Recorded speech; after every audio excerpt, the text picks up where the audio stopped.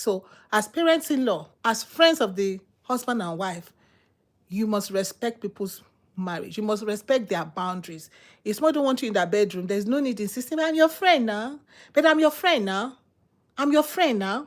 No. Stay downstairs. Stay in the sitting room. Stay in the guest room. Stay in the bathroom. Stay in the kitchen. Stay in the backyard. Stay in the front. Stay everywhere. Stay everywhere. But not, why you want to come in my bedroom though? I don't understand. But let's keep reading. So everybody got to honor that. Even your pastor got to honor your marriage. Yeah. Oh, you want to go out with your husband. And then the pastor said, oh, no, you know what? Sister, I need you to come. Can you come? And then you're going to tell your husband that pastor said I should. No. The man is the head. Not the pastor is your head. You honor your husband. You honor your, oh, sorry, pastor. Me and my husband got a date tonight. We got to go. Oh, but sister, it's Friday Bible study.